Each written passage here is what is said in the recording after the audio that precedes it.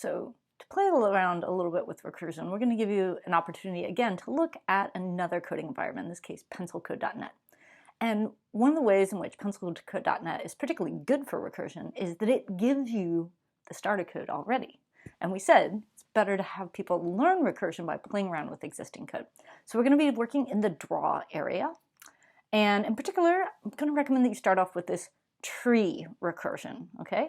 So they've given you some explanation up here, but recursion, it's very challenging to figure out. I'm going to walk you through some of it, but then at the end, just when you're getting really confused, I'm going to show you a way to make it simpler and easier to get started understanding a code like this.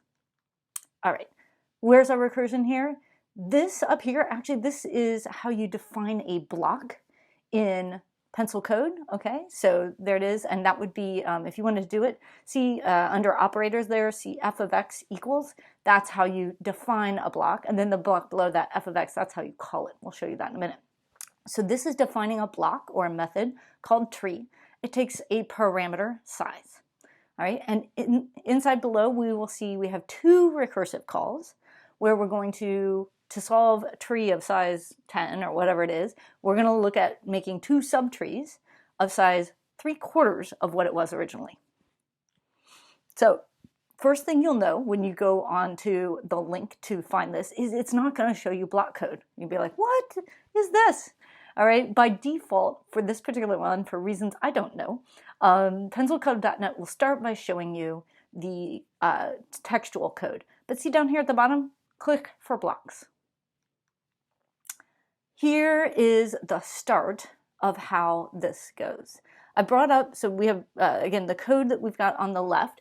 At the top, I'll just point out right now, I changed speed from infinity down to 10, because infinity just shows it all to you at the end, which gives you no idea how the recursion is working. I put this down at speed 10. This is the definition of tree. And then over here, down on lines 13 and 14, this is where we actually call our tree method so that it begins. So we set the pen to green, and we start by calling pen or tree of 50. So here's our recursive base case. How small are we going to go into our nested dolls? We're going to go as long as size is greater than or equal to 5. If size is less than 5, we're going to stop. Now, this doesn't say that. This says return. Return is a special word, and it's used in many, many programming languages, albeit not Snap, which basically says stop everything right now. Finish, don't do any of the rest of the instructions in here. Go back. This is one of our recursive cases. This is the 3/4 of the size, and you'll notice that right before that, we're going to go forward size and turn left 30. Then we're going to recurse, making 3/4 the size. And so in this case, the first thing we'll do is we'll move forward size 50. So that's, and then we're going to turn left 30. Then we're going to do recurse 3/4 size. What will get drawn when we do that one? This. All right, so we already turned left 30. Now we have called tree, and I actually did the math, 3/4 of 50 is 37.5. So then we're going to call tree of 37.5, and that's going to cause it to go, because the size is not less than 5, it's greater than or equal to 5. We'll go forward 37.5 and turn left again. And then we'll call tree 3/4 of whatever that last one was, 37.5. That's 28.13. That's going to go forward. And what I want you to realize, oops, that went backwards, is each of those basically is still just doing that first recursive case. We're still just going left. We're going forward, left, forward, left, forward, left. But we're going forward by a smaller size, 3/4 each time. But we're still just going down this recursive case. And that right there, usually, if this is the first time you've seen recursion, this just blows your mind. Okay? But it's the way it works, okay? It's just, it hasn't gotten past that first one because it keeps calling it again on a smaller and smaller size until you get down to, yeah, there, somewhere. And so I was trying to figure out, how big is that last little line? How far down? And my head started to hurt. And yours probably will too. So let's see if we can think of a better way. Well, okay, I did figure it out, because the size, it's going to keep going until the size is less than 5. So I just kind of kept taking 0.75% of each of those numbers until I found one that was just the last one before it went under 5, and this is it. So that last line is going to be 5.05 steps long. And then it's going to try to pull 3.75. And that, if we do that, we're going to go up and find that it's not, size less than 5. Yes, it is. So we're going to stop. Okay. So our last little bit is 5.05. But again, it really hurts your head, right? We'll get to there in a minute. But then we're going to go and turn right. And yeah, and then our head hurts. So 2 recommendations. Simplify the code and make the moves bigger or easier to see. How am I going to do that in this case? What I'm going to suggest is to make it, we wanted to figure out like, when does it stop going left and when does it come back and hit right and then go the other way? Well, that size was getting really small and it was taking too many steps and it was hard to find. So originally we said size less than 5. I know from the bottom code here that it's calling tree of 50. I'm going to try a size that I think maybe we'll just do maybe 1 recursion, all right? And so I'm going to try if size less than 40. And this is what I get. So what actually happened here?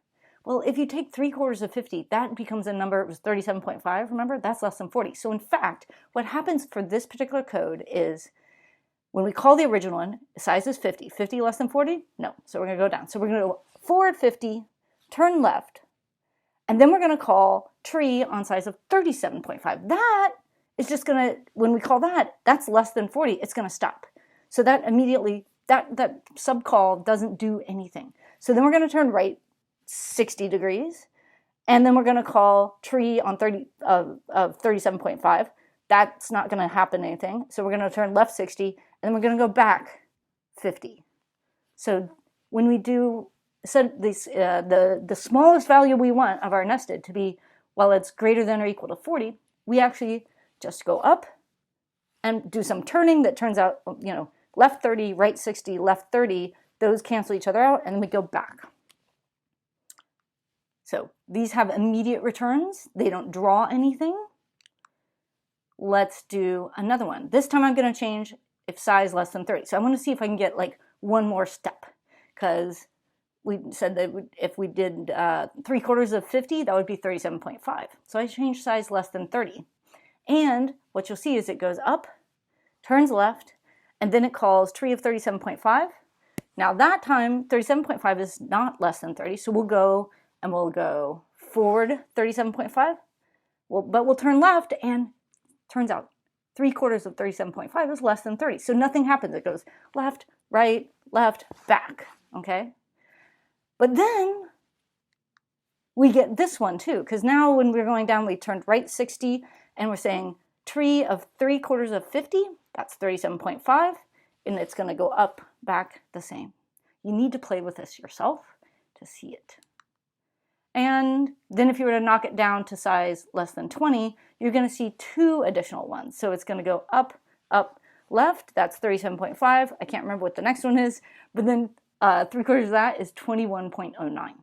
Right, so that'll be the last one. So you can play around with the sizes to see specific levels of recursion. Okay, now this is obviously a much simpler tree, but that's okay, it's easier to follow. All right, so what you're going to do in the next assignment is I want you to play with some things, preferably in the pencilcode.net one, but if you really want to, you could do something else. It has to be a block-based language. All right, you can try removing one of the recursive calls. What if we didn't always go left and the back and right? What if we only went left? What if we only went right? You could change the reduction size from 3/4 to a half, or maybe a third, or maybe 9/10. You could make those size reductions different. What do I mean by that? Oh, different at different times. So you could have it be a random amount that gets reduced. Or between those 2 calls, you could have one of them be reduced by half and maybe one of them be reduced by 3/4. What the heck would that do? I don't even know, but I think there'll be some leaning going on in there. You could change colors at various places, the pen color at various places in time, but do remember that as you go forward, then you're going to eventually back up and that pen is going to overwrite that color. But you might have something do some color for a while, and then as you're coming back, you'd see it change the color. So that could be really interesting for sort of understanding how it works. And you can change those turn amounts. Remember we said left 30, right 60, left 30. And that way we always made a tree with a trunk. So if those don't add up to be the same amount of left and right, you're not going to have that tree trunk effect maybe that you want. Now, one last set of recommendations. What things you can do to really support your own understanding and then specifically your students' understanding, because recursion is really hard to follow. Put weights in, okay? In pencilcode.net, the equivalent of the wait command is under the move palette, and it's called pause. The other thing you can do that's even more intense, I guess, than the wait is waiting for a key press so that it only goes forward whenever you press a particular key. In pencilcode.net, that's actually under the text palette, and it's called await. And you can await a space or await a particular thing. The other thing you can do is have the turtle say something, or the icon say something. In pencil code, that's under text, and it's called write. And then if you are doing it in Snap, just to let you know, this is one of the things that stepper is super, super valuable, is in putting it in super slow mode all the way left. You have to do one step at a time, and that can really help students see where those recursive cases are going.